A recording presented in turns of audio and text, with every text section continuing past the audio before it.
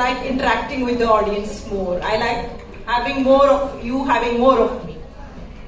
So, in 2023 around May, so I was already working in Sri Jagannath Medical College as an assistant professor of psychiatry. My schedules were crazy hectic.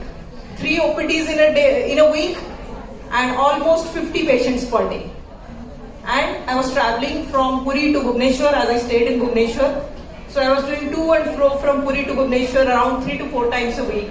And also I opened my own clinic known as Swayam Clinic, which is in Patia above Boca Cafe. You all are most welcome there. So do you think after doing all of these things, did I need to do anything more or was I already fulfilled? I need answers.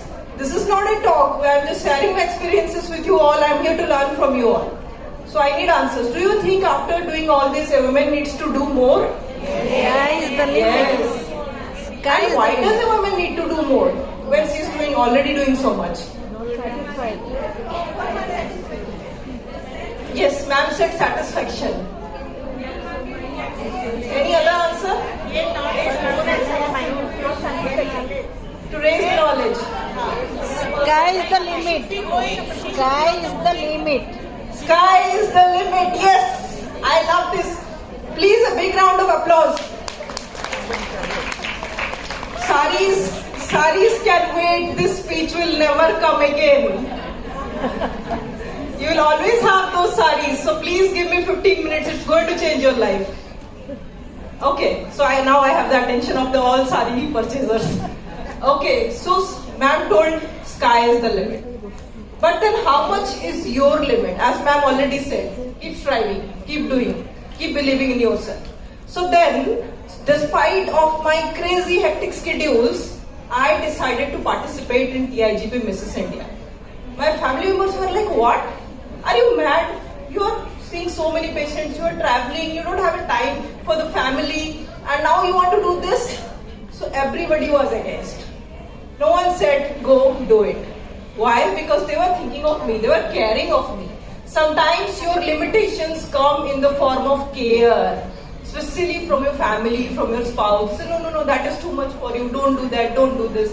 But then I decided, let's go on an adventure ride. Because as ma'am said, sky is the limit. So I filled in the forms. In 2023 September, we had our first camp. When I went, I didn't know how to wear the heels. I didn't know how to walk a ramp. That was my very first time. I was a doctor. I was starting my entire life with no experience of glamour. So when I ended up there, it was a totally new world, and that thrilled me. That excited me. Okay, there's something new to learn. Today I am walking in these heels. I have never worn this in my life. This is of 1 year only. So what happened? The journey started there. After that we had 2 boot camps. We had one in December and my first photo shoot. Seeing those photos, and then I realized, no, I did the right thing. The first photo shoots, you know how impactful they can be. Then in January, February, March passed by, I trained extensively, but at that time I was not looking like this. A lot of people have my Instagram account by now. It is mine and it's mystery. You can find out in the name of Dr. Swayam Prava. Okay, so if you go back, if you scroll my Instagram photos of 2023, I was little chubby. My face was little swollen. I was not in shape, I can say. So this journey inspired me to be in shape. I started exercising, I started dieting. All of this along with my previous existing routine that was quite hectic. You know how medical field is. We have doctors also here. So this journey inspired me to be my best self. This journey inspired me to lose weight, to have the proper nutrition, to take the proper skin care. And then finally in 2023 March, April, May was the finals. April was another boot camp. After that, there was a conference in my own college, Sri Jagannath Medical College, and after that I acquired hepatitis. As you all know, hepatitis is a very debilitating illness. I was unable to eat for 15 days. I was admitted, I could not wake up. So that was a time when my family members were like, no, you are not going to participate in Mrs. India. This is too much now. You are very unruly. You should listen to us. Like ma'am was telling, no, you have to be a rebel sometimes. I was like, no, I am going to participate. What was the need during that time?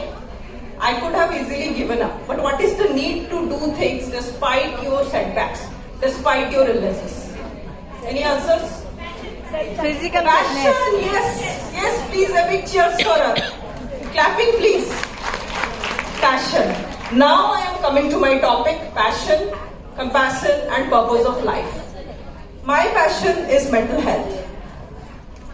And when we translate it into compassion, compassion is about your urge to help other people.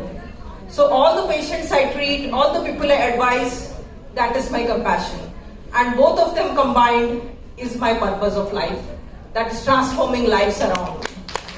So every one of you has a passion. You have to see how your passion is helping others. Because if I say my passion is playing video games, I'll sit in my home and play video games all day long. That is not going to help anyone. So that can be your passion, that can be your hobby, but that cannot be your purpose of life. So there is a difference between having a hobby and having a purpose of life. To have a purpose of life, you have to have a passion that can be converted into compassion, that can be converted to use of other people. Like all of you are so compassionate right here, doing so many, I was listening to all the previous talks, so many charitable activities. You all are examples of compassionate women. Please, a big round of applause for all the compassionate women. So I'll tell you, so this is what my passion is. Then someone will ask, if your passion is mental health, what was the need of pageantry, what was the need of fashion, what was the need of rap? Because underlying all the passions I have, the main passion I have is of growth. The passion for growth will fuel all other your passions. So I want growth in some form in every day of my life. So wherever you all are, whatever you all are doing, there is always scope of growth. If growth is your passion, then it will force you to wake up. When I was lying down there in hepatitis, I was unable to wake up, I was unable to eat.